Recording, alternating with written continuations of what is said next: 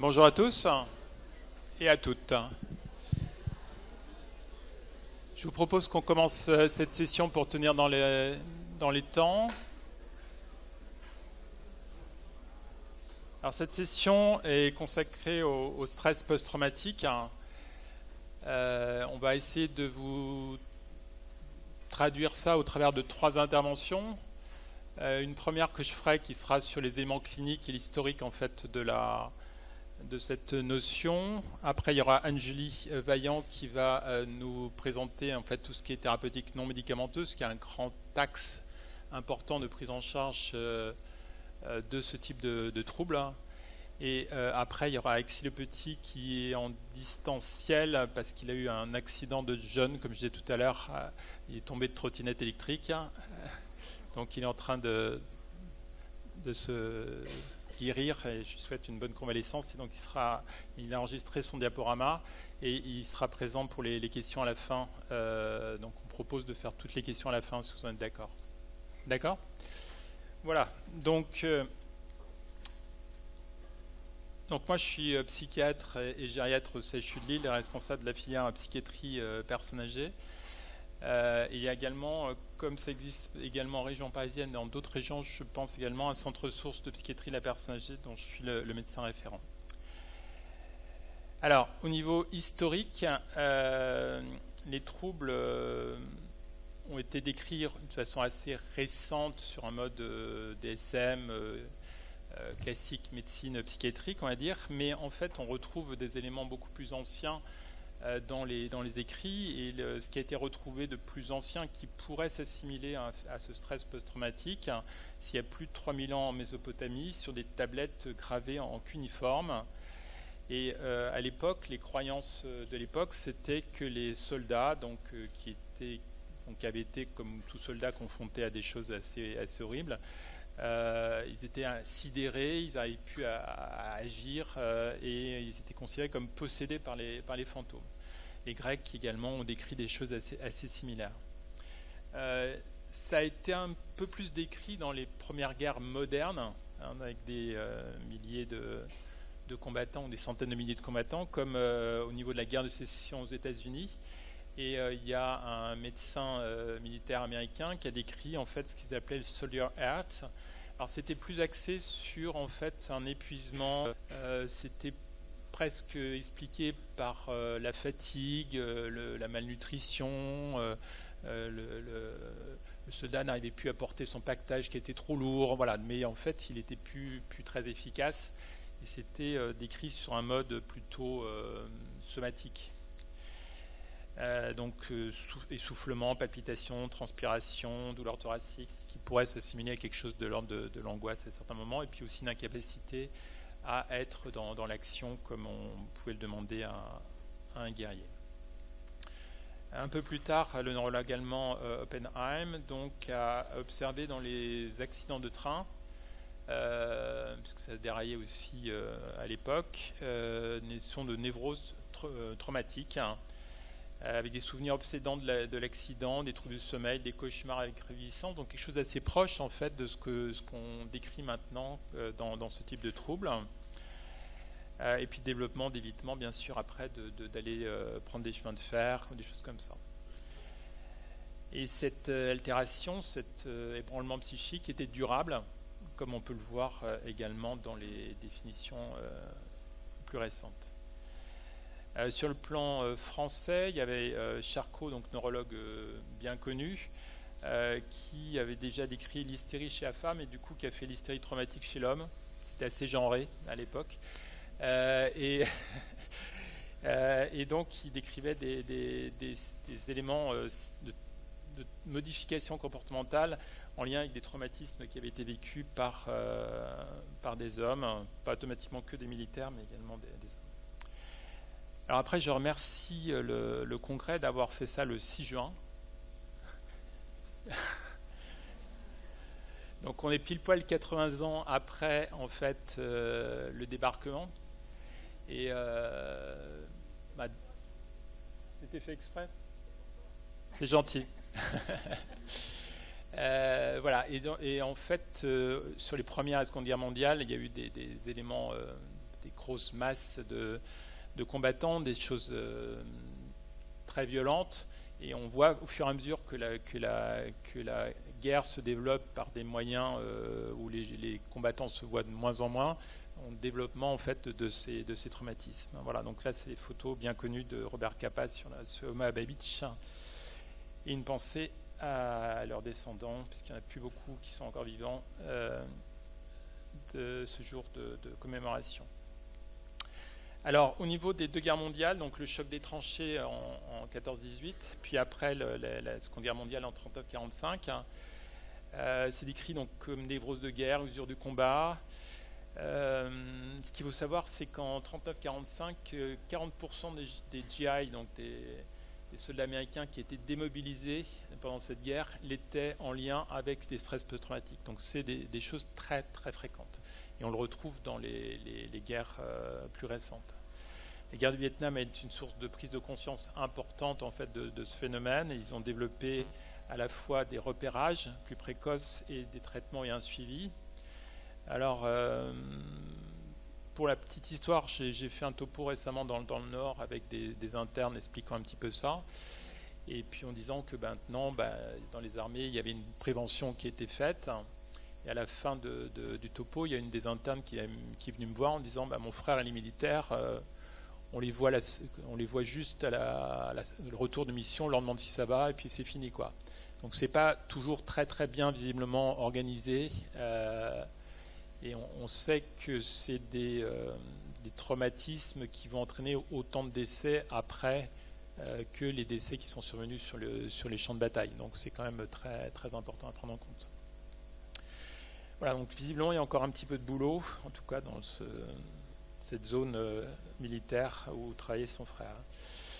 Alors l'individualisation réelle, c'est à partir de DSM-3, donc en 1980, puis en DSM-5, donc on parle de troubles du stress post-traumatique, donc TSPT, haute terminologie, état de stress post-traumatique, ou le terme américain ou anglais, post-traumatic stress disorder. Alors, au niveau définition, pour que tout le monde parle un petit peu de la même chose, il faut, pour retenir ce diagnostic de stress post-traumatique, la même chose quel que soit l'âge. Il n'y a pas de critères spécifiques liés à l'âge. Donc, c'est les mêmes que vous ayez 20 ans, 30 ans, 80 ans, 90 ans. Voilà, ça c'est la première base. Même dire qu'il n'y a pas beaucoup de choses qui dans les DSM-5 sont adaptées à personnes âgées, mais ça ne l'est pas non plus. Premier élément, l'exposition à la mort, à une mort effective ou à une menace de mort, ou à une blessure grave, ou à des violences sexuelles. Donc ça peut être quelqu'un qui a été directement confronté à ça, ou alors quelqu'un qui en a été témoin, ou quelqu'un qui est très proche en fait de quelqu'un qui a été concerné par ces traumatismes. Et puis ça peut être sur le plan professionnel. On voit ça chez les policiers, les pompiers, les médecins urgentistes qui interviennent sur des situations de catastrophe. Quelque chose qui est lié au côté répétitif en fait des traumatismes. Et ça c'est décrit. Donc ça c'est le premier point, exposition à la mort effective ou menace de mort ou blessure grave ou agression sexuelle. Deuxième élément, ces symptômes, au moins un ou plusieurs symptômes vont être envahissants dans la durée en lien avec ce traumatisme. Et va être source d'une détresse psychique importante.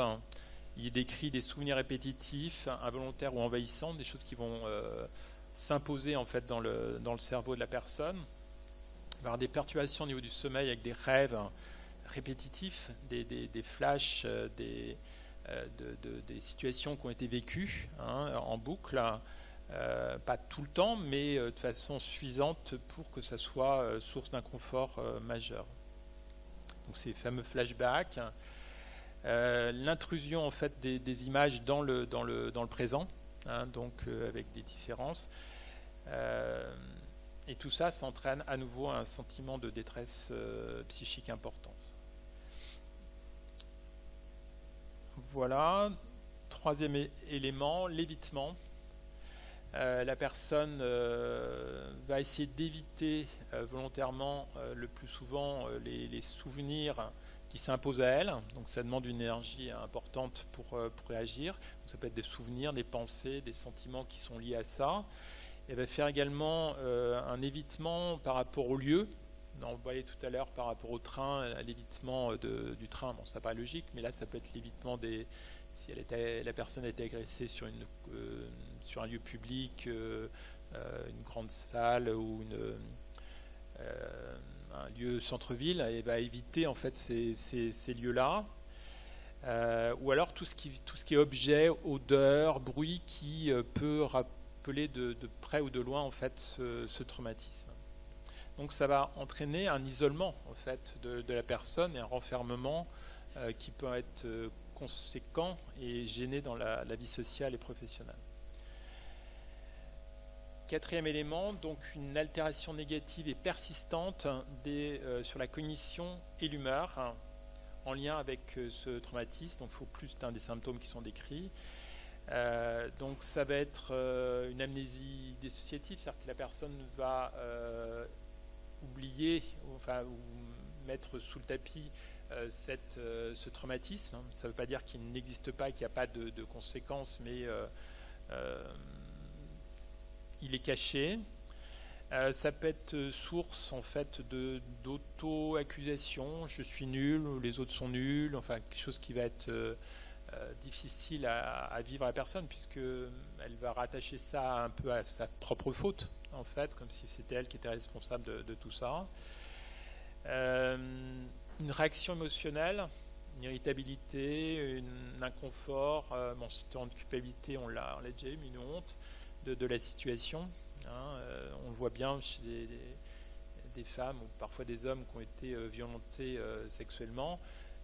Il y a une notion de culpabilité, de honte qui est décrite et qui explique une partie de l'absence de plainte de ces situations. Réduction des intérêts pour les activités importantes. Donc à nouveau, la personne se replie sur elle-même. Et puis une difficulté à avoir de l'affect pour les autres, un détachement affectif qui va être difficile à vivre pour les autres et aussi quand la personne se rend compte pour elle-même. Voilà.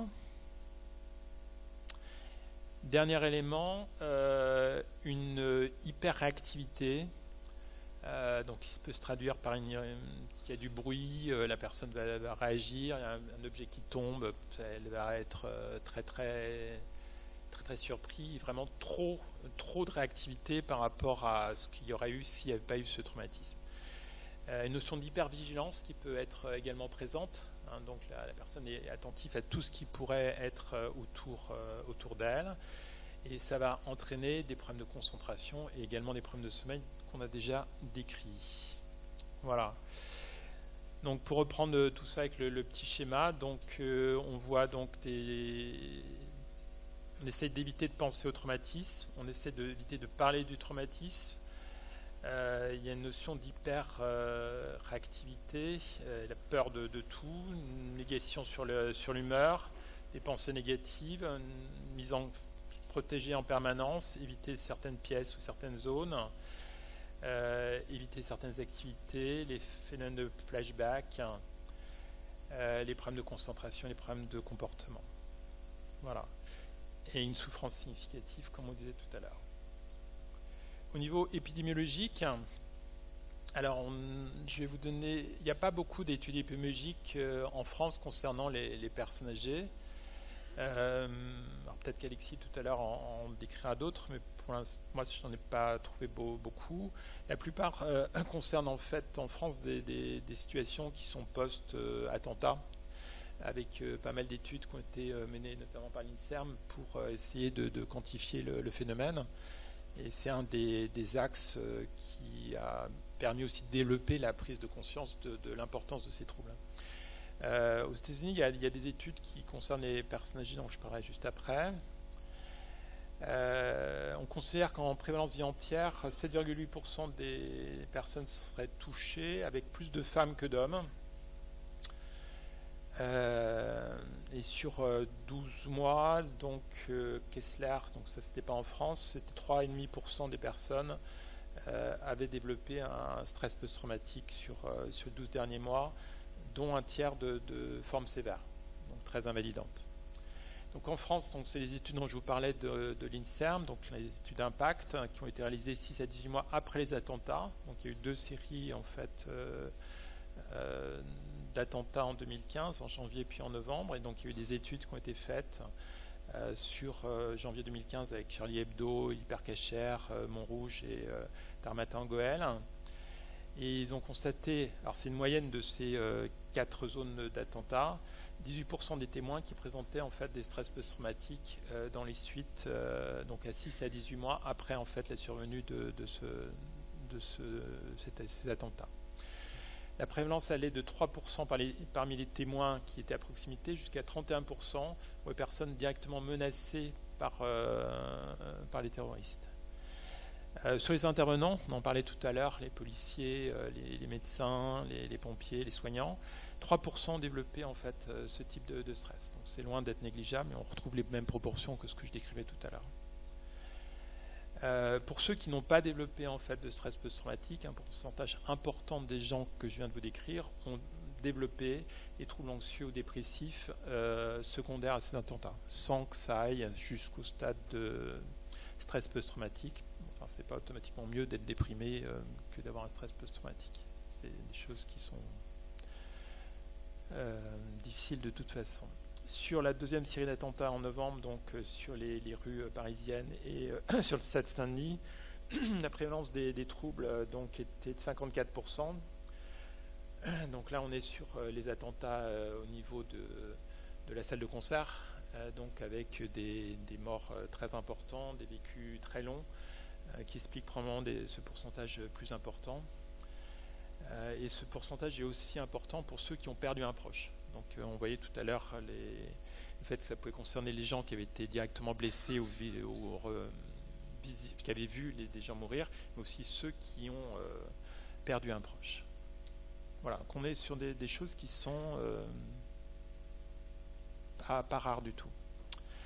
Un impact à long terme, je ne sais pas si vous l'avez vu dans les news récemment,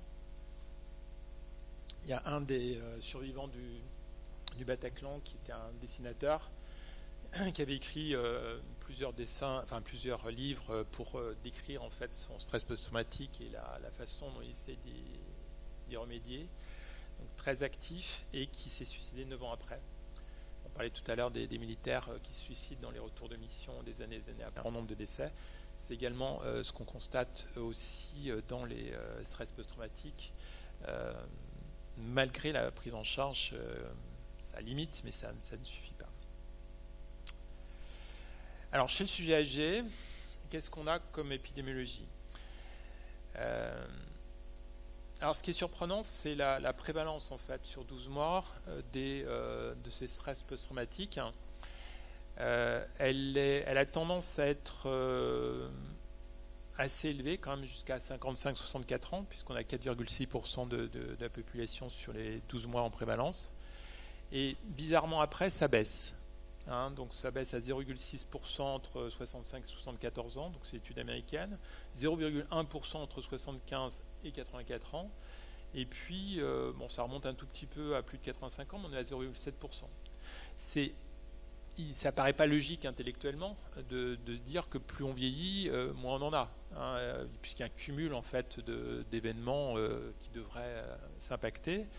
Alors, on était super efficaces, on les a tous guéris, mais enfin j'y crois moyennement.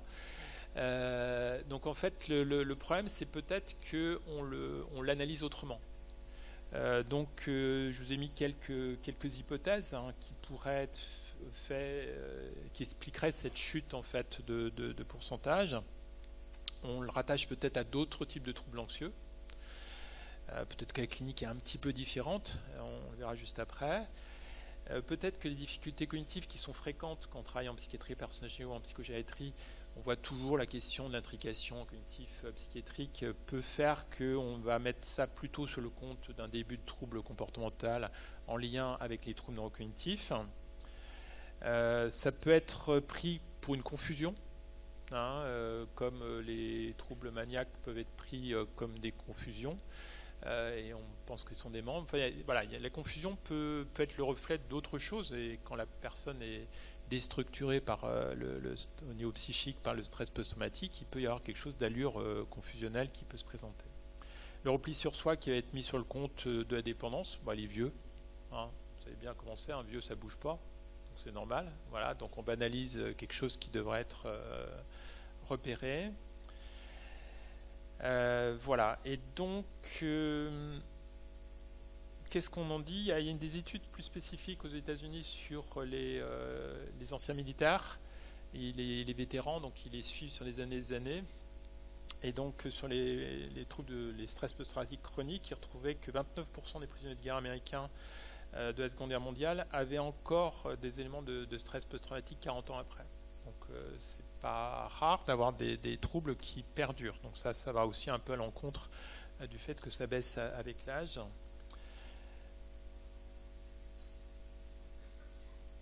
Alors sur la clinique, le niveau de preuve de ce que j'ai plutôt des descriptions de groupe, il y aurait un peu moins d'éléments dissociatifs chez la personne âgée, un peu moins de pensées intrusives, mais un peu plus d'hypervigilance.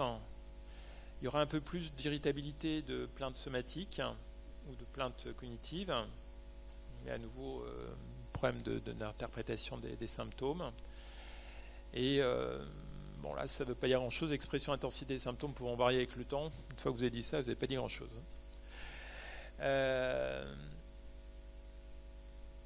Ce qui est intéressant aussi, c'est le taux de comorbidité qui est élevé.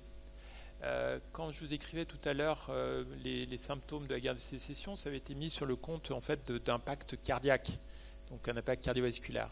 Et on semble connaître maintenant le fait qu'un stress post-traumatique va avoir un impact sur le corps, sur le cardiovasculaire, mais pas que. Il y en a d'autres éléments.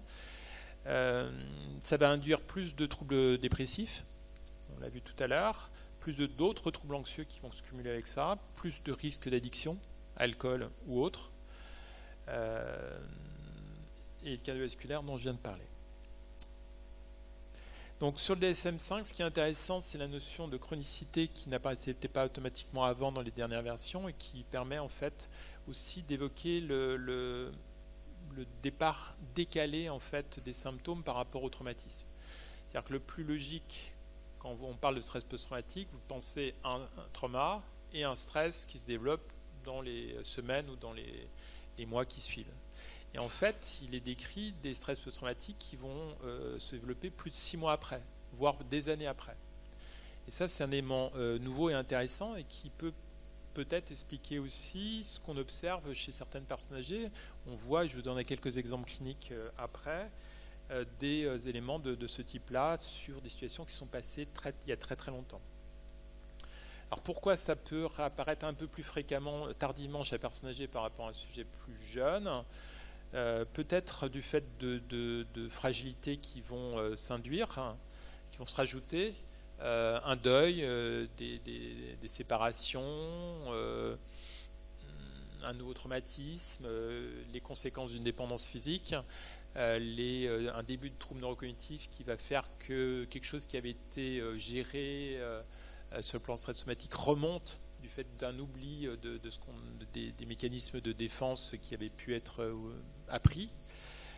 Voilà, donc des éléments de ce type-là qui pourraient expliquer pourquoi chez la personne âgée on en voit apparaître plus tardivement.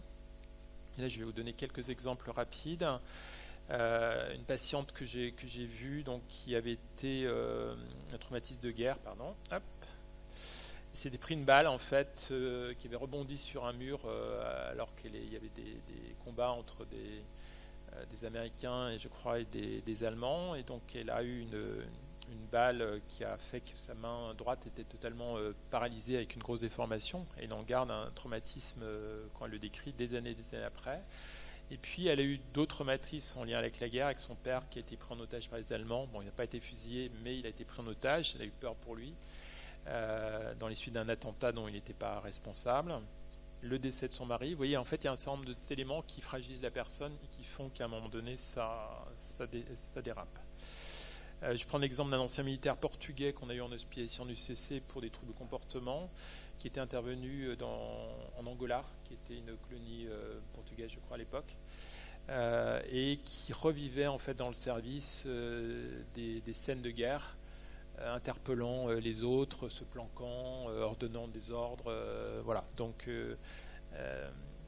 alors on peut interpréter ça comme de la reviviscence de trauma, ou alors des flashbacks en lien avec les troubles cognitifs. C'est toujours difficile, mais en tout cas, il y avait un lien avec ça. Pour tenir dans les temps, je vais avancer un petit peu. Le mécanisme d'explication, c'est l'intensité en fait de l'émotion va entraîner une action plus sur l'amygdale que sur l'hippocampe. Donc il y a une saturation en fait du cerveau par une hyperstimulation par l'émotion et de la stimulation de l'amygdale, qui va gêner la mémorisation, et donc on va avoir quelque chose qui va être très émotionnel et pas réfléchi. Donc ça, c'est un élément qui va être important au niveau physiologique. Voilà. Pour terminer, donc il y a des études qui semblent mettre un lien entre stress post-traumatique et développement de troubles neurocognitifs plus importants, notamment chez des anciens militaires américains, où il y aurait un facteur jusqu'à 2 voire 3 de troubles neurocognitifs par rapport à des populations qui n'ont pas vécu de stress post-traumatique.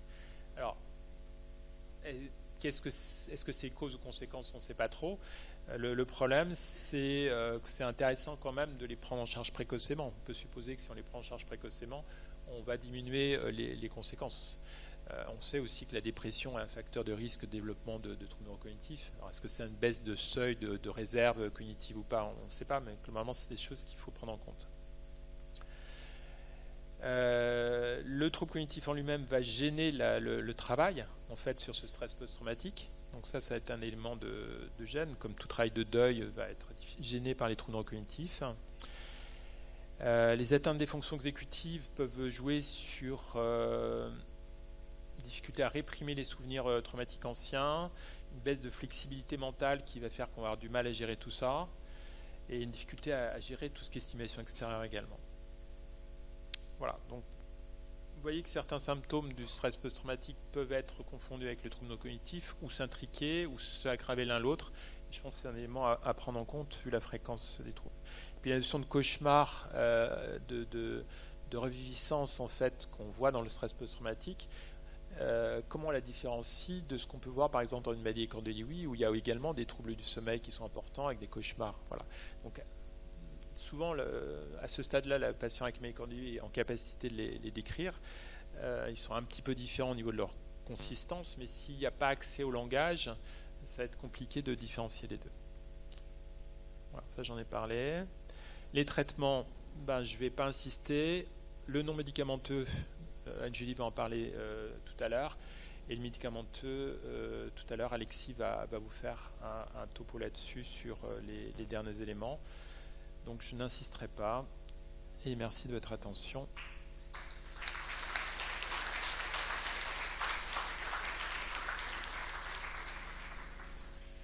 Alors je vous propose qu'on enchaîne. Regardez, bien vos questions. Notez tout. Pas de stress, on va y arriver. Et je vais passer la parole à Anne-Julie avec son diaporama. Voilà. Vas-y Anne-Julie. Merci. Alors, attends, juste essayer de tourner l'ordinateur un peu plus. Les fils sont un peu courts. Allez, c'est parti. Donc après cette belle intervention, on va parler un petit peu maintenant du traitement. Une fois qu'on a déjà une idée du trouble de stress post-traumatique, qu'on a su le repérer, le diagnostiquer, il va falloir qu'on le prenne en charge.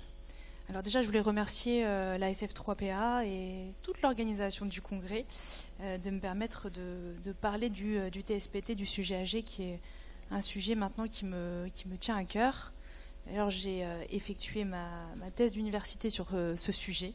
Je vous en parlerai peut-être un peu plus tard, mais sur une adaptation d'une psychothérapie qui est la thérapie EMDR dans la maladie d'Alzheimer. Alors, ce que je vous propose, ça va, ça s'affiche bien ? Allez, super. C'est qu'on suive un petit peu ce plan. Tout d'abord, on va faire un petit tour du côté des psychothérapies et des recommandations pour le trouble de stress post-traumatique. Et vous le verrez ensuite, je me suis beaucoup basée sur le TSPT du sujet adulte, parce que comme Jean le disait tout à l'heure, malheureusement, on n'a pas encore beaucoup de données sur le sujet âgé. Il y a quand même des choses intéressantes et des pistes à creuser. Et puis on verra ensuite ce que j'ai nommé ici les interventions sociales ou communautaires, pour aller plutôt à la fin sur les interventions non médicamenteuses et complémentaires. Alors, évidemment, la problématique, avant de vous parler du non médicamenteux, c'est celle-ci, hein, comme le disait très bien Jean tout à l'heure, encore plus lorsqu'on est face à des troubles neurocognitifs, de faire la différence ces troubles-là de la mémoire ou un symptôme psychocomportemental, c'est encore très compliqué. Donc finalement, on a tous ces critères du DSM que tu as évoqués, mais c'est encore difficile aujourd'hui dans la clinique de vraiment repérer et encore plus de poser ce diagnostic. Donc je ne reviens pas non plus là-dessus, hein, tu l'as très bien dit tout à l'heure, mais là je voulais juste appuyer sur le fait que tous ces symptômes, et je pense que vous avez tous des exemples là de vos patients que vous suivez au quotidien, ils vont créer malheureusement de l'évitement, de l'isolement. Et ce qu'on remarque très très souvent, c'est effectivement la somatisation, qui d'ailleurs pas sur ma diapo, mais je vous proposerai à la fin, s'il me reste quelques minutes, un tout petit cas clinique où on parle justement de TSPT et de somatisation d'une résidente d'EHPAD. Alors, les psychothérapies du TSPT. Donc j'ai choisi d'en aborder 3 aujourd'hui.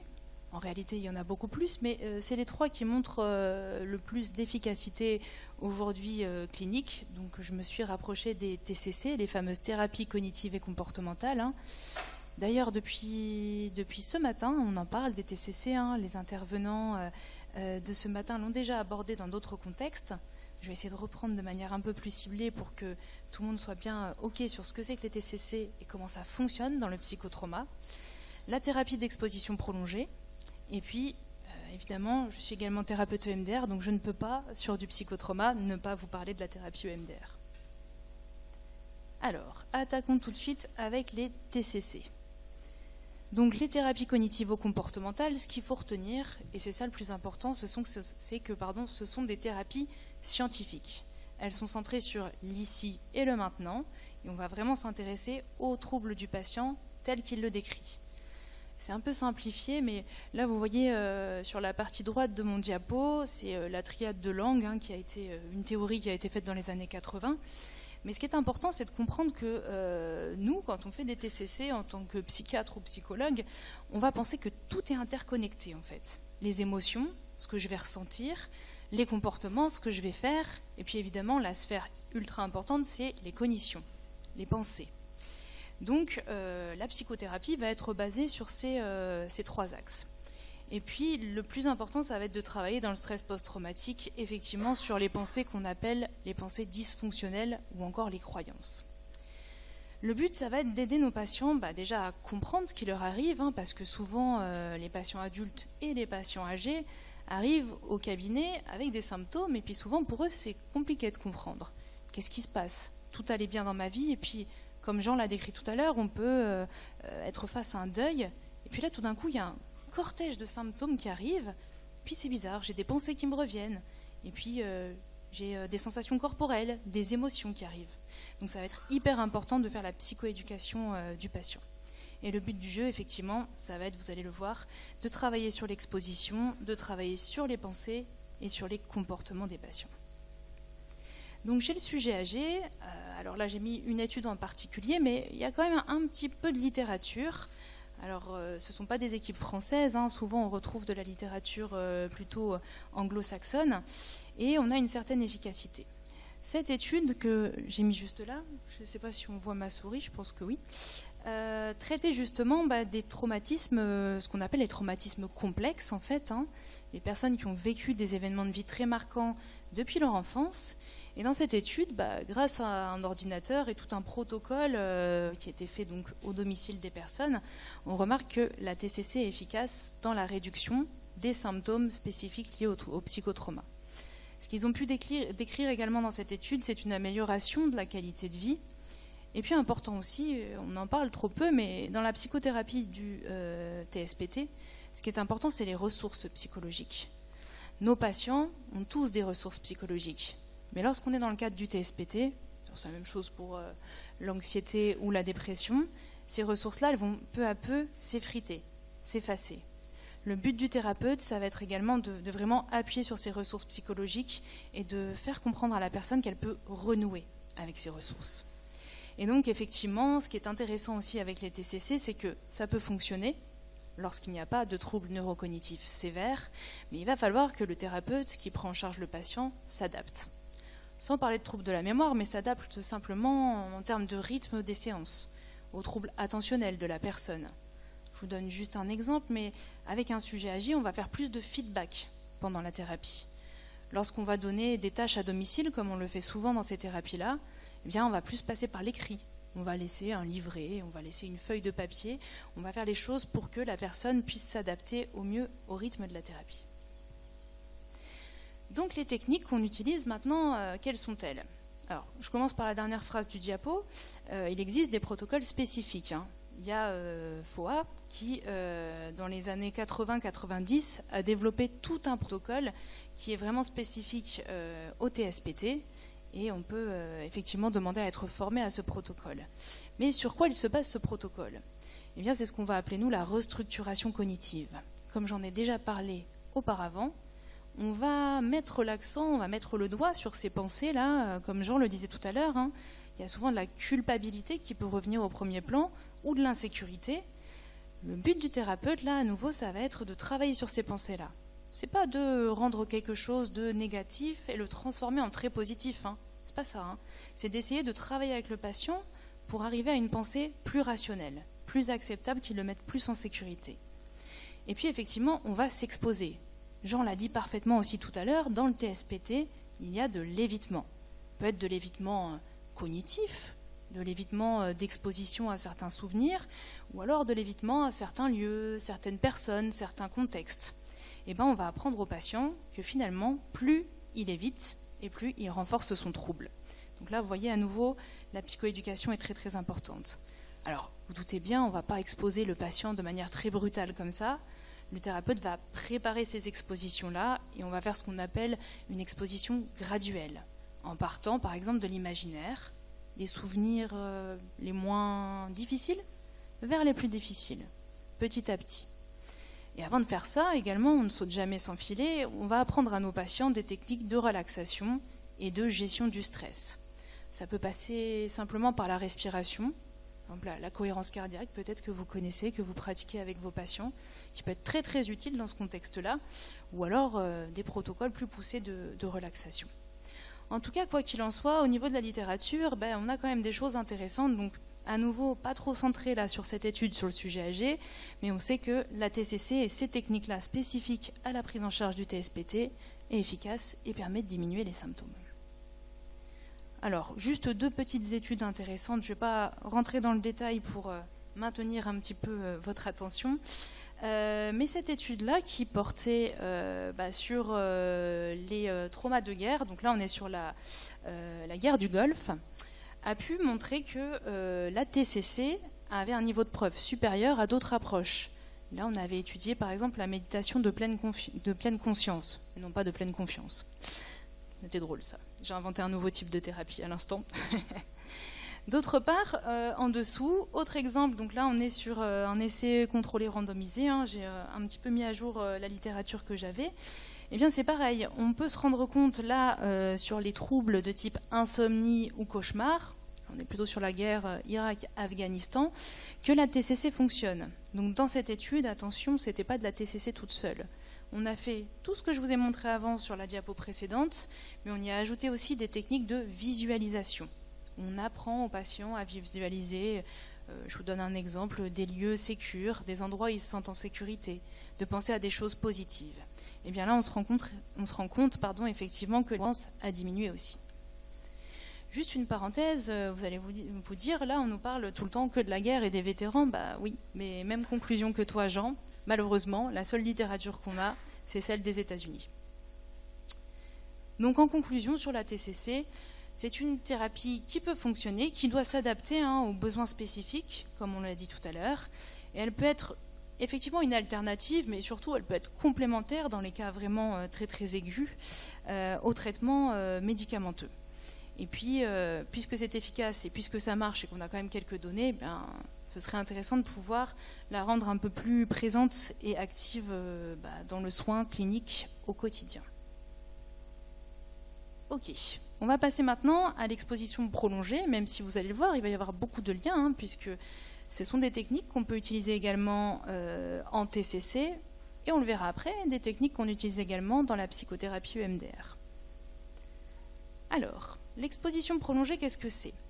Eh bien, effectivement, c'est une forme de TCC où on va exposer de manière graduelle, comme je vous l'ai dit tout à l'heure, et progressive le patient. Donc, c'est basé sur un principe d'habituation. Plus je vais m'habituer, plus je vais m'exposer longuement sans faire d'évitement, plus le symptôme lié à cela va forcément diminuer. Donc, on va exposer de manière répétée et progressivement. Et la réponse émotionnelle est censée diminuer. L'objectif, donc, sur le TSPT, puisque là on parle du TSPT, mais ça fonctionne aussi dans d'autres troubles, je pense notamment aux phobies, où on peut utiliser également l'exposition prolongée, et on a le même modèle d'habituation. Donc là, l'objectif était donc de réduire l'anxiété et les symptômes du TSPT. Je l'ai un petit peu dit tout à l'heure, donc là je vais passer vite, mais logiquement, ce qu'on fait, c'est qu'on commence toujours par l'imaginaire. Attention, lorsque le patient a accès à cette exposition en imaginaire, parce que c'est pas toujours très simple pour lui. Et ça me fait penser qu'aujourd'hui, on a d'autres techniques d'exposition, comme par exemple la réalité virtuelle. Ça peut être utile parfois. Alors évidemment, vous allez me dire, mais attendez, ce ne sera pas les souvenirs du patient. Non, évidemment, on ne sera pas sur le même trauma. Mais par contre, on a des choses qui peuvent s'en rapprocher et qui peuvent être tout à fait efficaces en thérapie, que ce soit en milieu hospitalier, dans le milieu médico-social ou même sur de la consultation libérale. Et puis finalement, on va créer notre graduation dont je vous parlais tout à l'heure, avec les différentes situations. Généralement, on essaye de mettre des chiffres, des pourcentages entre 0 et 100. Tiens, si on parle de cet évitement, là, vous évitez depuis des années de vous rendre dans cette rue parce qu'il y a un souvenir traumatique. Aujourd'hui, si on imaginait ensemble se rendre dans cette rue, sur une échelle de 0 à 100, vous seriez anxieux à combien de pourcents?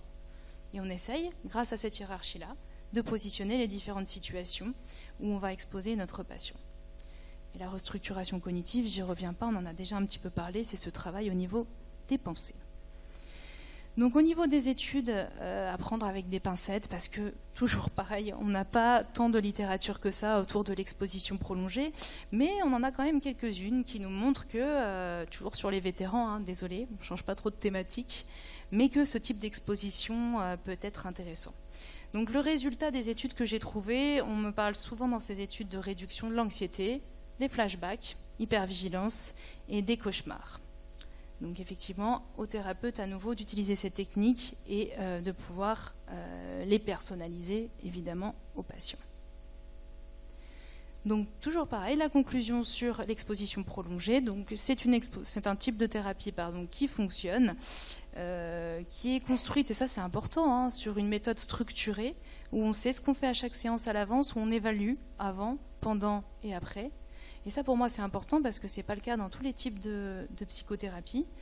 Et donc il est tout à fait possible de l'adapter à la personne âgée. Passons maintenant à la thérapie EMDR. Je pense que tout le monde connaît maintenant la thérapie EMDR. Donc je vais faire juste un petit rappel pour qu'on ait tous le même langage là-dessus. Et je vous dirai ce qu'il en est au niveau du sujet âgé. Donc la thérapie EMDR, vous avez vu, je l'ai marqué en français pour éviter de vous dire l'acronyme en anglais parce que mon accent n'est pas terrible.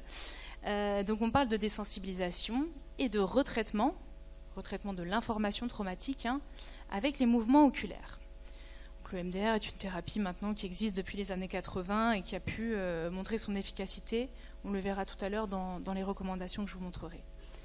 Donc effectivement, on va utiliser le mouvement des yeux, c'est ce qui est recommandé en première intention dans ce type de thérapie, mais on le verra après, on a d'autres types de stimulations qui sont possibles. Si j'ai face à moi une personne qui a un trouble visuel ou qui est aveugle, ça va être impossible d'utiliser le mouvement oculaire. Donc on a d'autres types de thérapies qu'on appelle de stimulation qui s'appellent les stimulations bilatérales alternées. Je vous montre tout ça sur la diapo d'après, ce sera plus clair. Le principe de base de l'EMDR, et c'est pour ça que je trouve que ça se ressemble quand même beaucoup avec ce qu'on fait en exposition, puisque c'est de l'exposition, va se baser sur l'idée que les souvenirs traumatiques vont être stockés, mais pas forcément au bon endroit dans le cerveau. Ça rejoint aussi ce que disait Jean tout à l'heure, en fait. Ce que je dis souvent aux patients, pour simplifier, c'est que la zone de gestion des émotions dans le cerveau, notamment l'amygdale, quand on est dans un trouble de stress post-traumatique, c'est comme quand vous êtes dans la voiture et que vous appuyez sur le warning. C'est exactement ça, en fait. Il y a une hypersensibilité et le cerveau ne va plus être capable de prendre le recul nécessaire et de faire son travail et de dire, non, en fait, tout ça c'est fini, tu es en sécurité maintenant. Ce travail ne se fait plus et c'est en ça que la thérapie est intéressante.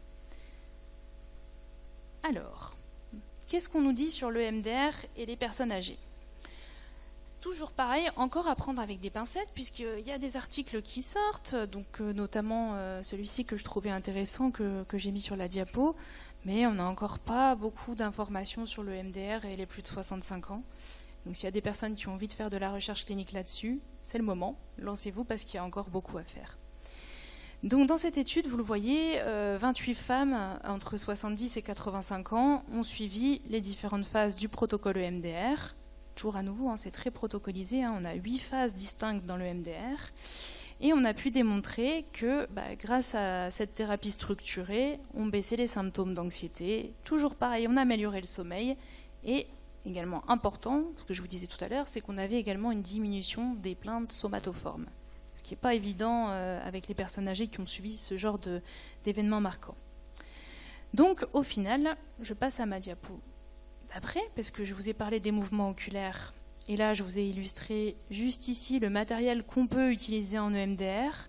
Ça peut paraître un peu gadget, mais je vous garantis que quand vous faites de l'EMDR et que vous faites ça toute la journée, au bout de quelques heures, vous avez très mal au bras.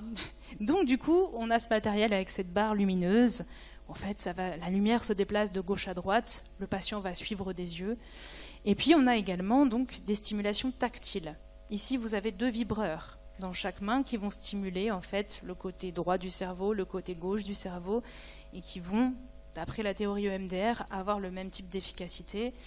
Et puis, 3e type de stimulation, c'est un casque avec des sons, une fois à gauche, une fois à droite, et on va exposer notre patient à revivre en douceur, comme je l'ai expliqué, les scènes traumatiques en utilisant ces types de stimulation-là. Alors, généralement, avec les personnes âgées, et souvent quand il y a des troubles cognitifs, on évite d'utiliser ce type de matériel, ça peut faire très peur. Donc, on va venir, nous, en tant que thérapeute, faire du tapping, tout simplement, sur les genoux du patient. Tu me dis si je dépasse le temps, ou au niveau des mains, en fait, tout simplement. Donc, on va venir faire ces stimulations à cet endroit-là. Voilà, donc vous le savez maintenant, il y a 3 types de stimulation. Ce qui est intéressant de savoir, et que je n'ai pas noté sur cette diapo non plus, les mouvements oculaires et les stimulations tactiles, le fameux tapotement, qui s'appelle le tapping, ont montré une efficacité supérieure aux stimulations auditives. Alors, je laisse des questions, je ne rentre pas dans le détail, comme ça si vous en avez à me poser après, on pourra le faire dans la discussion. Donc au niveau du protocole, je vous l'ai dit, c'est en 8 phases. Vous le voyez là, on va avoir, comme dans tout type de psychothérapie, l'histoire du patient, la préparation, le plan de ciblage, hyper important, sur quoi est-ce qu'on travaille. Le plan de ciblage, hyper important, sur quoi est-ce qu'on travaille. Alors souvent, le trauma simple est quand même quelque chose de rare, on est souvent sur du polytrauma, voire sur du trauma complexe. On va choisir avec le patient, qu'est-ce qu'on doit travailler en premier. Quelles sont les choses que le patient souhaite travailler avant tout. Puis il va y avoir cette phase de désensibilisation avec les stimulations dont je vous parlais, où là on va demander à la personne de se remettre un petit peu comme s'il était à nouveau dans ce qu'il avait vécu, d'imaginer quand il y repense, qu'est-ce qu'il sent au niveau des émotions, au niveau des sensations corporelles, qu'est-ce qui lui vient comme pensée à ce moment-là. Et puis on va commencer à faire ces stimulations. Le patient nous donne une réponse, on repart dans les stimulations. Vraiment, la thérapie se passe comme ça, où finalement, on n'est pas tellement sur une thérapie par la parole, on est plus sur une thérapie sur les émotions en EMDR. L'installation, c'est l'installation de la pensée positive. On fait à la fin un scanner corporel et puis on clôture la séance ou la thérapie. Et puis évidemment, on va réévaluer à distance. Donc, au niveau des études qui sont faites sur le MDR et les sujets âgés avec et sans troubles cognitifs, même sans lire forcément le tableau que je vous ai mis là, mais ce qu'il faut retenir, c'est qu'il y a beaucoup de cas uniques qu'on retrouve dans la littérature qui sont intéressants, mais voilà, qui ne suffisent pas non plus à conclure, alors que dans la clinique, on se rend bien compte que cette thérapie-là peut apporter beaucoup de choses. Concernant les troubles cognitifs un peu plus avancés, cette fois-ci, on a des nouvelles publications qui commencent un petit peu à arriver. Mais pareil, il faut prendre avec des pincettes à nouveau parce que ce sont sur des tout petits effectifs qui ne nous permettent pas de conclure. Et vous voyez, là, on a même maintenant des protocoles de MDR pour les aidants. Et ça, c'était intéressant. Donc le MDR, effectivement, thérapie qui peut être utilisée chez les personnes âgées. Toujours pareil, avec des adaptations en fonction du stade de la maladie. Si on est dans des troubles cognitifs légers, c'est possible. Modérés également, mais plus on va être avancé dans la maladie, plus ça va être complexe. Alors, oui, donc j'accélère un petit peu, t'inquiète pas. Ça, je passe. Je passe également, je vous l'ai dit. Donc au niveau des recommandations, on va juste passer rapidement sur ces recommandations que vous voyez là. À nouveau, centré chez l'adulte, pas spécifique malheureusement à la personne âgée, ça n'existe pas encore. On se rend compte que les thérapies, vous voyez, j'ai mis en rouge les recommandations qui étaient fortes, c'est celles que je vous ai présentées finalement. On a la TCC, on a la thérapie par exposition et la thérapie MDR. Sur les autres, c'est pas que ça marche pas, hein. La psychoéducation, ça peut être intéressant. Mais la psychoéducation seule, sur le TSPT, on a un niveau de preuve qui est encore insuffisant. Puis on a d'autres thérapies, mais je n'aurai pas le temps de le développer aujourd'hui, qui sont un petit peu émergentes. Je passe également, excusez-moi, je ne vais pas prendre trop de temps, ça c'était juste une information intéressante, mais vous le voyez là, depuis 2020, la Haute Autorité de Santé a créé des groupes de travail en fait, pour mettre à jour un peu les recommandations de bonne pratique sur le TSPT, donc ça concerne l'enfant et l'adulte. Et il y aura une partie dans ces recommandations-là qui ne sont pas encore sorties, mais qui porteront sur les personnes âgées. Donc on a hâte également de voir ce travail arriver.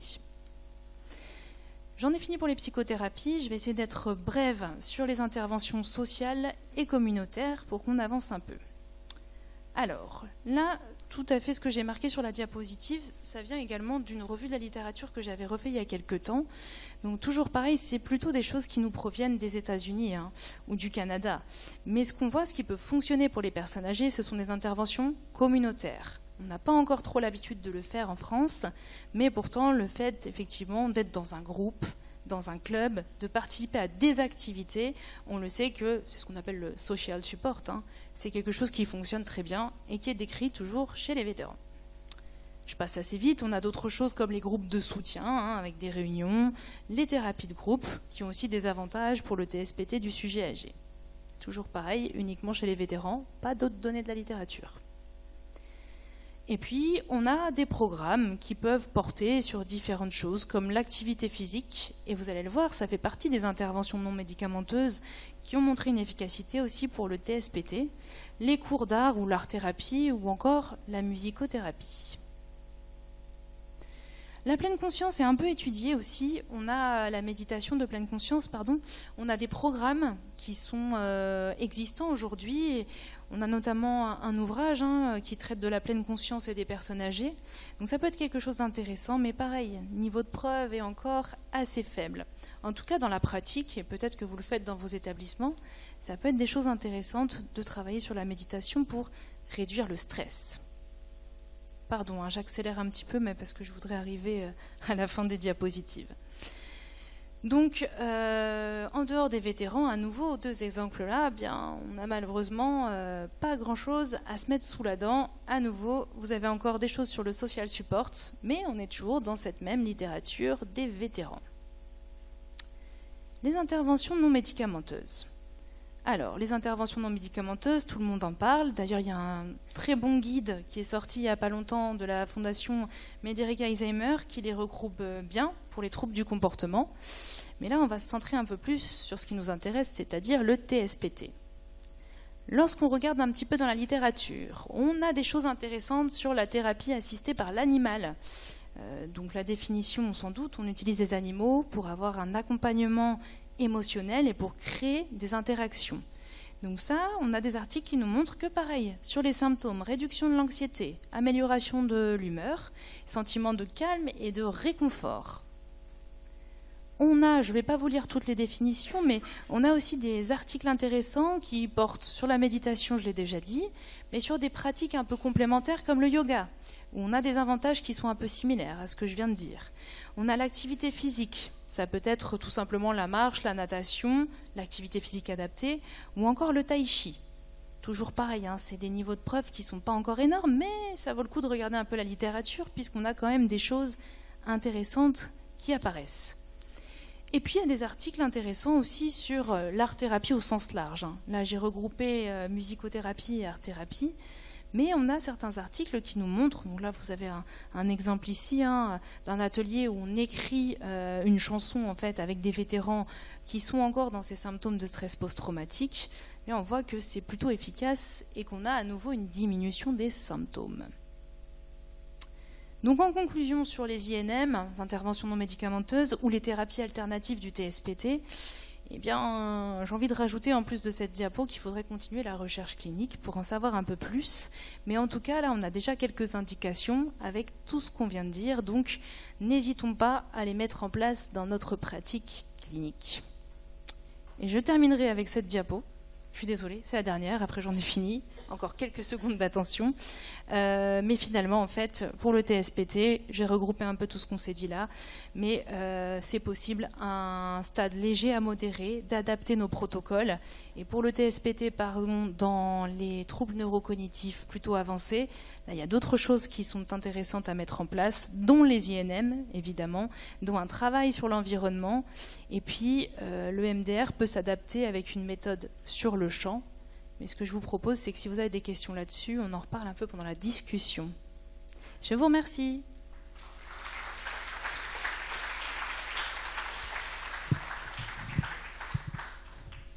Merci Anjali pour ta très belle présentation. Alors on va essayer de tenir les temps, donc on va enchaîner alors avec l'enregistrement de la présentation d'Alexis qui nous rejoint après pour les questions. Donc, bonjour à toutes et à tous, je me présente Alexis Le Petit, je suis psychiatre et gériatre à Lyon, au sein d'un groupe d'EHPAD qui s'appelle la CPPA et également aux Hospices Civils de Lyon, en consultation ou en liaison psychiatrique au sein d'hôpitaux gériatriques. Et je vais donc vous parler du traitement médicamenteux du trouble de stress post-traumatique chez la personne âgée à la lumière des différentes publications sorties plus ou moins récemment.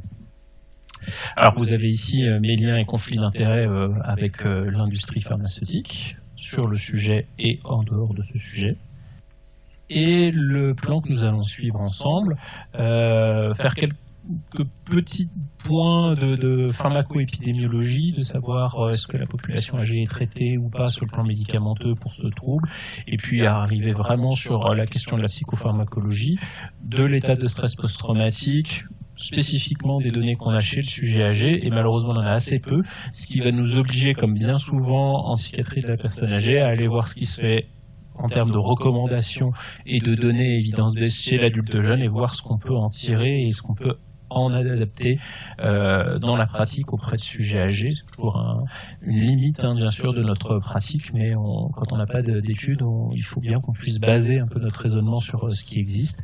Ça, c'est pour le traitement de l'état de stress post-traumatique, mais aussi la question de la prévention après avoir subi un psychotrauma de la survenue de l'état de stress post-traumatique.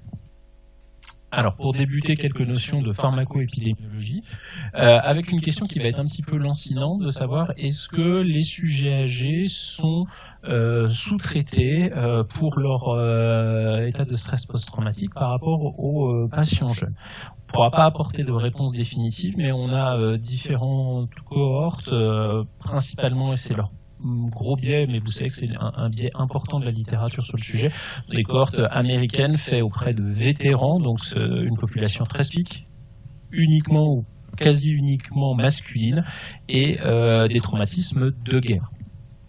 principalement. Mais par contre, des cohortes qui peuvent être très importantes. Vous voyez ici une cohorte qui a d'un tout petit peu moins, de 250 000 vétérans américains, suivis en ambulatoire, en soins primaires, mais aussi dans des centres de santé mentaux dédiés, et l'évolution qui vous est présentée ici de la prescription d'antidépresseurs et notamment d'ISRS, dont on va voir que c'est un des piliers du traitement de l'ESPT, quel que soit l'âge, dans les différentes catégories d'âge, et une diminution, là qui est purement descriptive, mais dans les analyses statistiques que je vous présente juste ici, issues de la même population, qui de manière significative décroît avec l'avancée en âge, que ce soit la population, toute la population en fonction des sous-populations d'âge, ou même si on se focalise sur celle qui est suivie en centre de santé mentale. Alors, est-ce qu'il y a moins de traitement parce qu'il y a moins de troubles, ou est-ce que la population est moins traitée par un certain biais d'agisme? Ça, c'est impossible à déduire de ces données-là.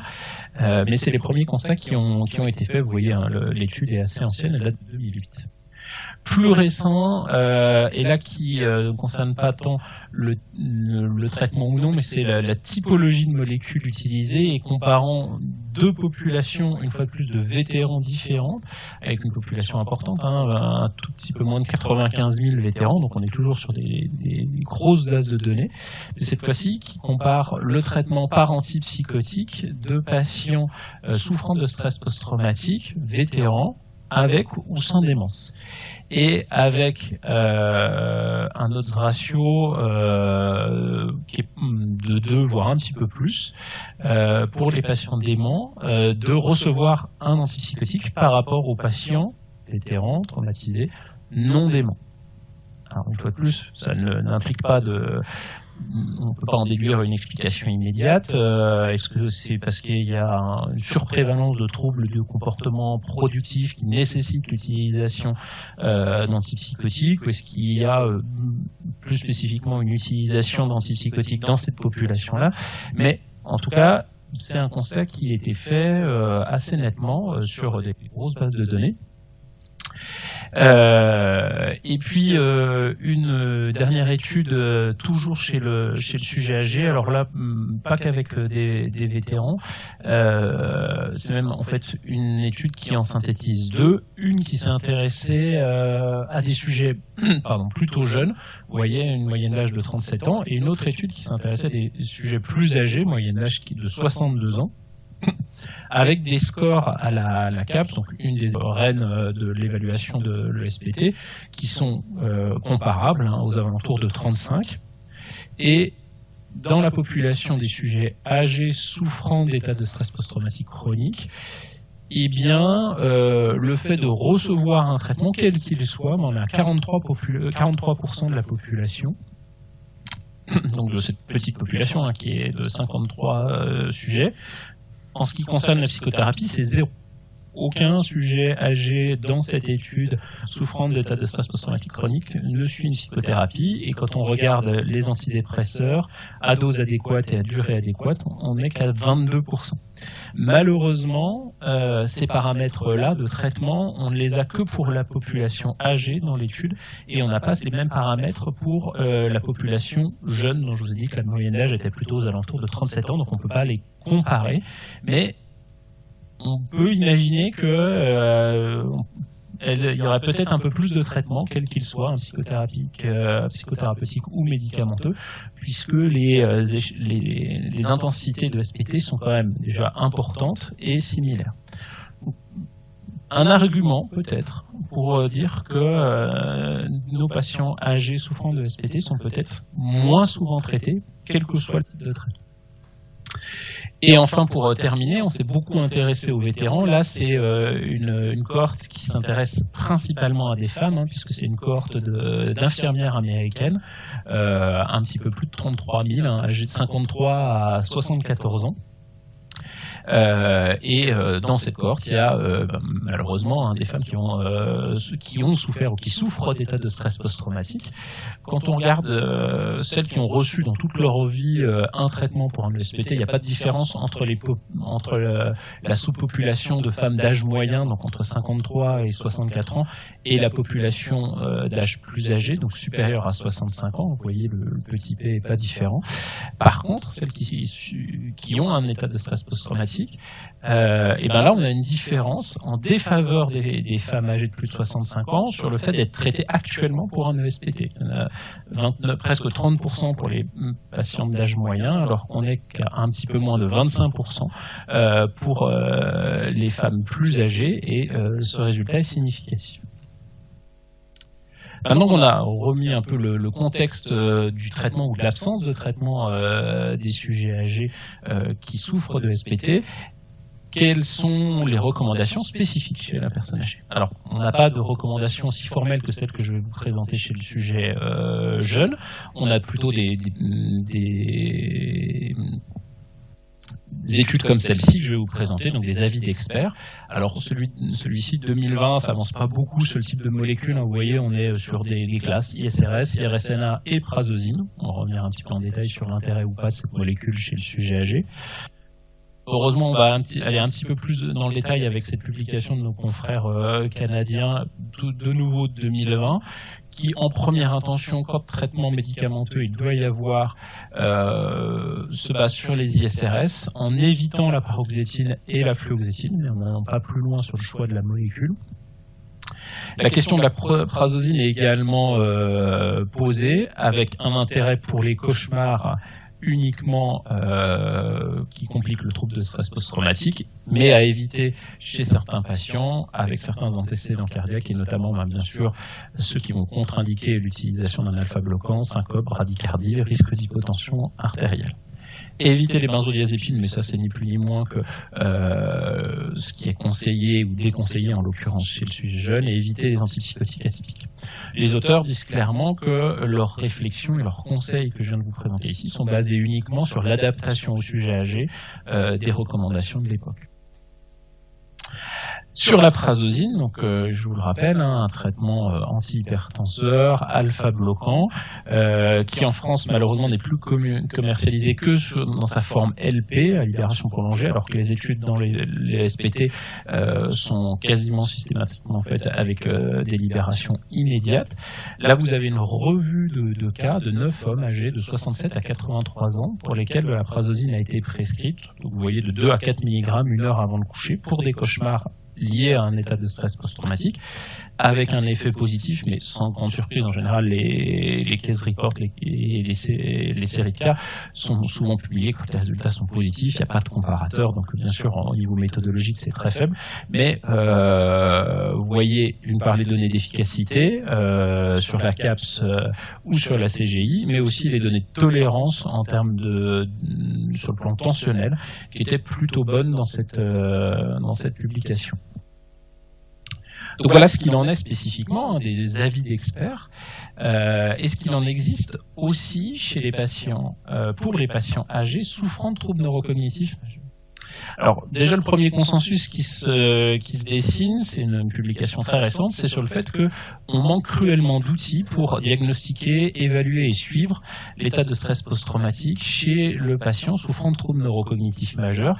Vous avez ici un consensus Delphi avec les différentes échelles existantes pour lesquelles aucun des experts interrogés dans ce consensus Delphi ne trouvait un intérêt, sur lequel aucun consensus ne se portait, et aucune applicabilité consensuelle ne pouvait être proposée chez le patient souffrant de troubles neurocognitifs majeurs. Les auteurs évoquent le développement d'un outil spécifique qu'ils ont mis en place, qui s'appelle le Thread Interview, mais malgré mes recherches, je ne suis pas arrivé à le retrouver. Donc, en tout cas, peut-être que c'est quelque chose qui va être publié prochainement, qui va avoir un intérêt et qui pourra être intéressant de traduire en langue française s'il vient à être publié.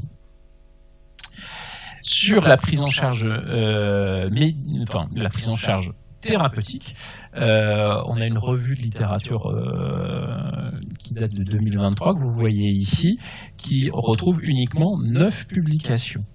Et sur ces 9 publications, il n'y en a que 4 qui parlent des traitements médicamenteux et qui sont toutes, une fois de plus, des cas cliniques, des case reports.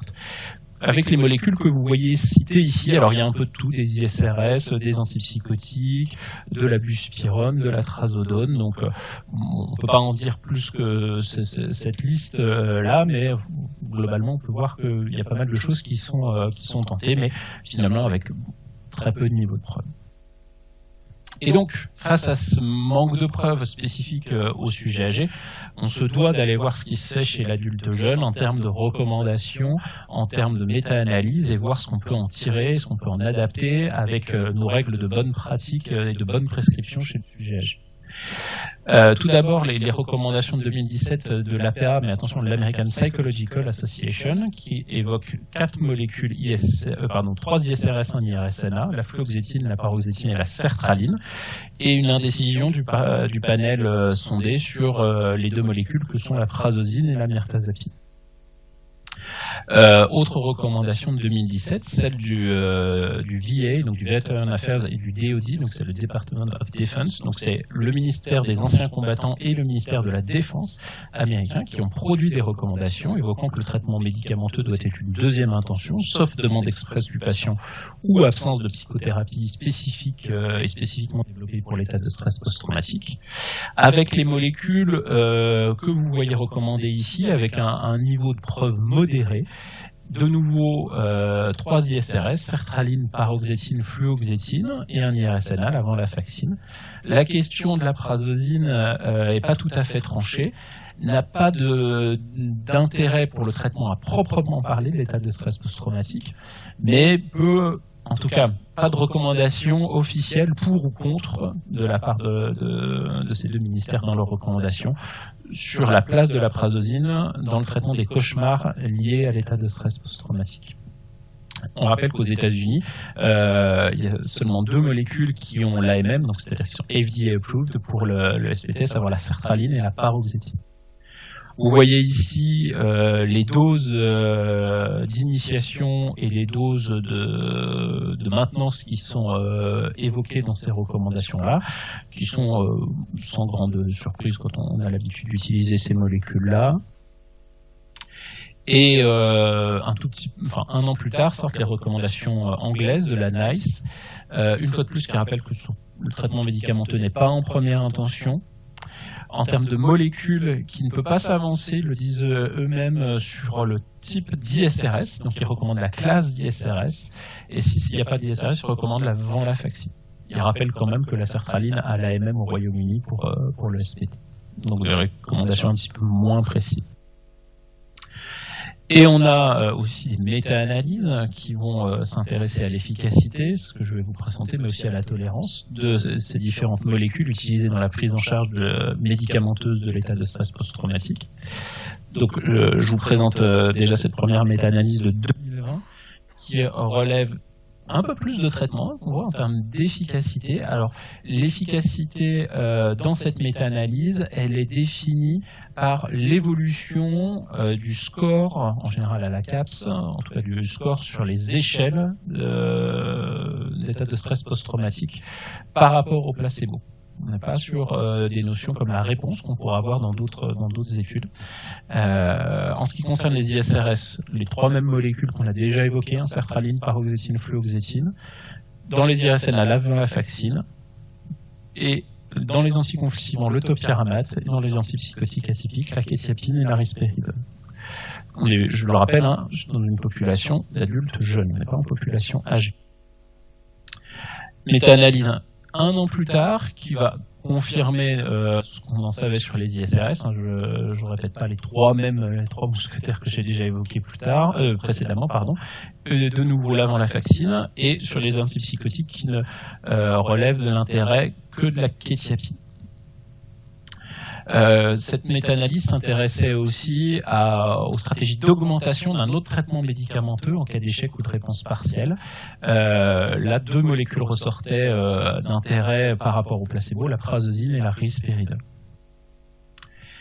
Dernière méta-analyse de la collaboration Cochrane parue en 2022. Et là, on a contrairement aux deux précédentes, des données sur le paramètre de réponse au traitement, avec des molécules de type ISRS qui ont un intérêt par rapport au placebo, que sont le citalopram, la fluoxétine, la paroxétine, la sertraline. Vous voyez arriver le citalopram qu'on n'avait pas évoqué jusqu'à présent.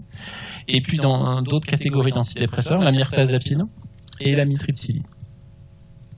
En ce qui concerne le paramètre de réduction du score, et là du score CAPS, efficacité démontrée dans cette méta-analyse de tous les ISRS inclus, des antipsychotiques et de l'avant-lafaxine.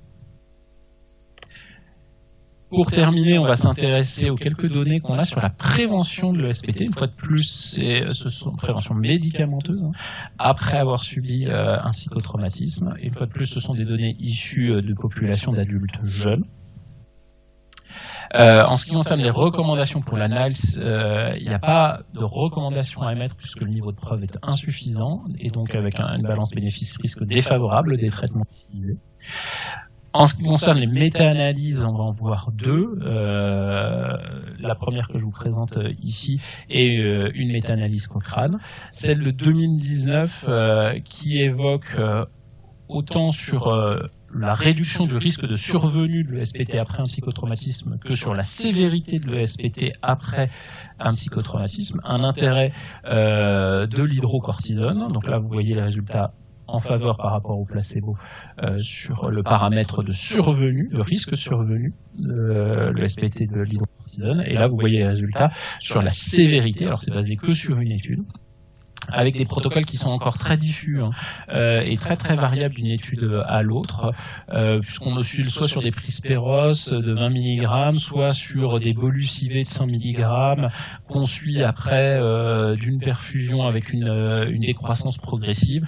Donc on n'a pas beaucoup de données d'une part, et d'autre part des protocoles qui sont encore très très normés sur l'utilisation de l'hydrocortisone en prévention de l'ESPT. Nouvelle méta-analyse Cochrane de 2022 que vous voyez ici sur cette même question, où là le résultat est un petit peu moins positif pour l'hydrocortisone. Il reste positif sur le risque de survenue de l'ESPT après un traumatisme. Par contre, les résultats sont négatifs pour l'hydrocortisone sur la sévérité de l'ESPT pour des patients qui ont reçu l'hydrocortisone après un psychotraumatisme par rapport à ceux qui ont reçu un placebo. Donc, à l'heure actuelle, c'est les seuls signaux qu'on a sur l'hydrocortisone de potentielle efficacité. Je reste quand même prudent, vous voyez, même si ce sont des méta-analyses, il n'y a pas énormément de publications. Donc, pour terminer, et pour revenir aux patients âgés, et là c'est l'expression de mon opinion, ce que vous voyez ici, quels sont les traitements qu'il faudrait retenir, je pense. En ce qui concerne les ISRS, je les restreindrais à la sertraline. Pourquoi ? Puisque avec la paroxétine, on court des effets anticholinergiques peut-être important, surtout si on doit augmenter les doses. Et puis avec la fluoxétine, on expose le patient à une molécule qui a une demi-vie très longue, avec des métabolites actifs qui ont eux aussi des demi-vies très longues, donc un risque iatrogène qui n'est pas négligeable. L'intérêt aussi de l'avant-lafaxine, avec les surveillances tensionnelles et ECG qui s'imposent tout de même. Point d'interrogation sur la mirtazapine, on l'a vu ressortir un petit peu avec des collèges d'experts qui sont indécis sur cette molécule. À mon avis, ça ne doit pas être une première intention, je pense, par rapport aux deux autres molécules que j'ai évoquées, mais il faut peut-être le garder en tête. En ce qui concerne la prise en charge des cauchemars liés aux troubles de stress post-traumatique, je pense que, en l'absence de contre-indication, la prazosin peut avoir un intérêt, avec la limite du fait que maintenant on n'est plus la galénique à libération immédiate, donc ça oblige à écraser ou à croquer ou à couper des comprimés LP de prazosin. Et en ce qui concerne la prévention du trouble de stress post-traumatique chez un patient âgé qui aurait été exposé à un psychotrauma, y a-t-il un intérêt, un niveau de preuve à ce jour pour mettre en place un traitement, en l'occurrence l'hydrocortisone? Je ne le pense pas. Vu déjà l'absence de consensus chez l'adulte jeune et le faible niveau de preuve, ou en tout cas un niveau de preuve qui est encore pas assez important, je pense que c'est encore prématuré d'évoquer des conseils de cette nature. Je vous remercie pour votre attention. Je vais répondre à vos questions en live juste après cette vidéo. Dans l'attente, je ne peux que vous conseiller de suivre les pages LinkedIn et la chaîne YouTube de la SF3PA. Vous voyez les QR codes ici pour les suivre et les rejoindre. Je vous remercie.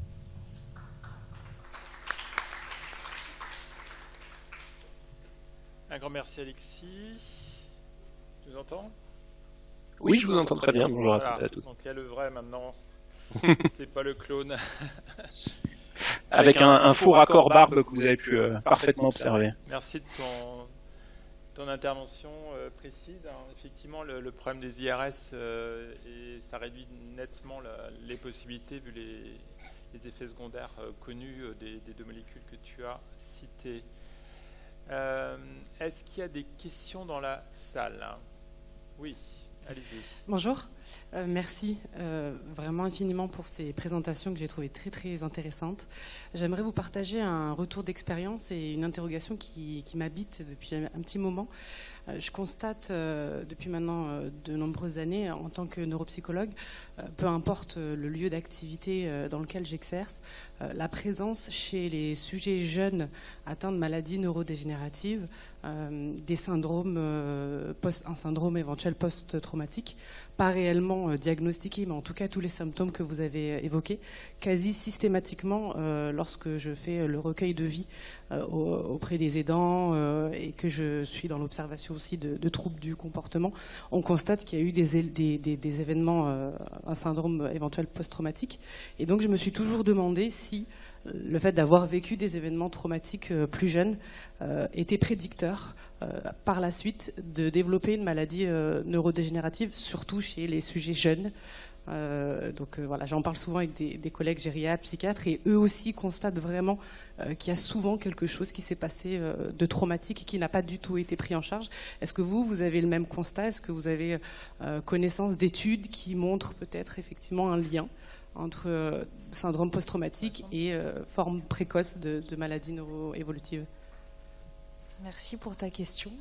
Mais du coup, je crois qu'on en avait déjà un peu parlé toutes les deux, et je pense que si on demandait à la salle, on a tous un petit peu cette intuition clinique, plus ou moins, entre les événements de vie marquants et effectivement la possibilité que ça se transforme, c'est pas le bon terme, mais bon, en trouble de stress post-traumatique. Il y a quelques petites études qui traitent du sujet, je crois que tu les avais citées, Jean, dans ta présentation. Ou alors on en avait discuté en amont, mais il n'y a rien aujourd'hui, à ma connaissance, qui est avéré en fait sur le sujet. On ne sait pas vraiment, et c'est un petit peu la question qu'on avait tout à l'heure de l'œuf ou de la poule, en fait, de savoir qu'est-ce qui était présent en amont. Est-ce que ces symptômes-là vont finalement, avec l'avènement des troubles cognitifs, se répertorier, se répercuter en troubles du comportement ? Je ne saurais pas te répondre, parce que même la littérature n'arrive pas à répondre sur cette question. Mais je crois qu'il y a un petit peu de données là-dessus. Je te laisse compléter. Oui, je peux intervenir ? Vas-y Alexis. Oui, il y a des données. Alors, ça ne va pas répondre spécifiquement à la question des patients jeunes, mais il y a des données assez importantes parce que c'est du big data américain sur les données dans le VA, dans le Veteran Affairs, donc le ministère des anciens combattants, avec des suivis sur très long cours qui objectivent le fait que avoir un ESPT, c'est un facteur de risque indépendant de développer un trouble neurocognitif majeur, et même en excluant les facteurs de confusion les plus classiques et qui pourraient même d'ailleurs expliquer, ou en tout cas être des facteurs de risque à proprement parler de TNC, à savoir la dépression et les troubles addictifs. En ce qui concerne spécifiquement les sujets jeunes, je ne sais pas, parce que l'impact génétique est quand même très très important dans le développement de ces maladies. Après, il y a peut-être aussi un biais de diagnostic, c'est des patients qui sont en général maintenant, j'ose espérer, assez bien diagnostiqués, donc qui passent dans des filières de soins, qui rencontrent pas mal de psychologues, de psychiatres, qui vont du coup poser ces questions et aller chercher en fait ce traumatisme. Mais est-ce qu'on est sur une surprévalence chez les patients jeunes ? Je ne sais pas. L'étude concernant les vétérans américains, je l'avais cité tout à l'heure. Après, c'est du descriptif, donc on ne peut pas avoir une relation de cause à effet. On voit ça, après le lien est toujours compliqué à établir. On va faire un groupe placebo, on va mettre des militaires avec un stress, et puis l'autre, et puis on voit ce que ça donne 20 ans plus tard. Après, il y a peut-être un effet aussi de seuil de réserve cognitive. C'est-à-dire que je pense que le fait de vivre un stress post-traumatique doit avoir un impact sur la fameuse réserve cognitive, et peut-être que du coup la clinique parle plutôt de fait de ce fait. Moi je pourrais l'expliquer éventuellement peut-être comme ça, mais ça reste du subjectif pur. D'autres questions? Oui, je voulais simplement souligner qu'il y a une cohorte de personnes qui a été auditionnées, voire évaluées. C'est ce qu'on appelle les anciens Tambov. Tambov, c'était des camps russes de prisonniers qui avaient gardé des Allemands, mais Alsaciens sous uniforme allemand. Et ces gens sont rentrés de Tambov en 1948. Et le docteur Marc-Antoine Croc de RUFAC a fait une étude sur cette population 40 ans après, alors qu'ils ont été emmurés dans le silence pendant quasiment 40 ans. Et je trouve que c'est vrai qu'on n'a pas beaucoup d'histoires, enfin de situations où on pouvait faire tel constat et évaluation. Je voulais simplement le signaler. Ok, c'était plus un commentaire qu'une question. Merci de cette précision. Oui, merci pour cette présentation. J'ai une question un peu... vous pensez en fait du caractère en ce qui concerne l'événement du vécu traumatique en fait de l'événement, parce que effectivement beaucoup d'études c'est sur les vétérans, la guerre, les attentats, mais il y a quand même des événements qui peuvent avoir un retentissement traumatique avec un état de stress post-traumatique dans un certain nombre de cas. Je voudrais savoir si vous avez vu naviguer ce genre de choses dans la littérature sur finalement, par exemple, une entrée en institution pourrait être, suivant les individus, la réactivité au stress vécue avec des symptômes de stress post-traumatique, je prends un exemple comme ça, sans forcément qu'on ait le caractère direct de menace sur l'individu. Donc je voulais savoir si vous aviez vu des éléments par rapport à ça. Sur l'entrée en institution, je n'ai pas vu. Peut-être qu'Alexis pourra compléter. Non, pas plus. Par contre, moi j'ai vu des questionnements ou des articles ou des éditoriaux concernant les équivalences entre les syndromes post-chute, par exemple, et les stress post-traumatiques. Il y a des éléments de ce type-là qui ne sont pas tranchés, mais qui sont intéressants et qui pourraient être une réponse indirecte à ce que tu dis. Voilà. Après, sur d'autres situations, là, on a beaucoup parlé des guerriers et tout ça. Dans la vie quotidienne, dans les situations cliniques, dans les consultations, on voit quand même pas mal de femmes qui ont subi des violences conjugales et qui, alors je l'ai pas, enfin, il était dans une des diapos un cas clinique d'une dame qui son mari est alcoolique, qui elle ne savait pas quand elle est rentrée chez elle en sortant de boulot si elle allait se faire taper, pas taper, étouffer avec un oreiller, voilà, enfin un truc très très violent et qui en a gardé des séquelles. Et ça, je pense que c'est assez fréquent. Le nombre de fois on vous dit c'est la première fois docteur que j'en parle. Voilà, donc c'est, je pense que le problème d'évaluer d'autres choses que les guerriers, c'est les cohortes. C'est ce que disait Alexis tout à l'heure. C'est-à-dire qu'en fait, la violence individuelle va être tellement différente et tellement vécue différente d'une femme à l'autre ou d'une situation à l'autre, même des accidents de la route, voilà, que ça va être difficile, à mon avis, d'en tirer des conclusions. Mais je pense que c'est beaucoup plus divers que le guerrier américain, bien sûr. Mais les guerriers américains ont aussi des stress post-traumatiques. Et Jean, on le répétera jamais assez, c'est une littérature qui est excessivement biaisée de ce fait. Il faut quand même vraiment toujours l'avoir en perspective. On ne parle que de vétérans, souvent américains, mais pas que, autrement israéliens, beaucoup, et alors que ça concerne essentiellement des femmes, ça concerne le SPT et des agressions physiques et ou sexuelles. Tout à fait. Oui, bonjour, je suis Gériette. Je voulais réagir par rapport à la première question. Je voulais savoir si dans les études que vous aviez lues sur justement le risque de développer des troubles neurocognitifs à distance, si ces patients-là ont reçu un diagnostic étiologique des troubles cognitifs orientés vers une pathologie neurodégénérative type maladie d'Alzheimer, ou si on décrit juste des troubles cognitifs. Parce que pour en revenir, moi c'est quelque chose effectivement qui nous questionne souvent en gériatrie. Je sais que par exemple chez les enfants qui ont subi des maltraitances, je sais qu'il y a des études qui montrent que le volume hippocampique, il est plus réduit chez les enfants maltraités déjà à l'âge adulte, sans arriver sur des troubles neurocognitifs en vieillissant. Donc je ne sais pas si cette étude-là, elle montre que c'est juste des troubles cognitifs sans préjuger de l'étiologie, ou s'ils ont un risque plus accru de maladie d'Alzheimer ou autre maladie neurodégénérative. Je crois que ce n'était pas très différencié, c'est le fait d'avoir des troubles neurocognitifs. Après, le volume de l'hippocampe, il va bouger dans pas mal de situations. Par exemple, dans la dépression, il va bouger. Quand on traite la dépression, il remonte un petit peu. Voilà, donc c'est le volume et l'efficacité de l'hippocampe, c'est pas automatiquement de choses très liées. Donc non, dans les études, c'est plutôt un risque de développer plus important un trouble neurocognitif. Mais pas plus l'un que l'autre à ma connaissance. En tout cas, les études n'étaient pas assez précises pour ça.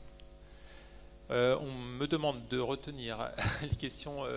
Si vous avez encore des questions, on vous propose de les poser à la pause, parce que là, on dépasse un tout petit peu. Voilà, les organisateurs nous demandent d'arrêter. Un grand merci à votre... Merci à vous.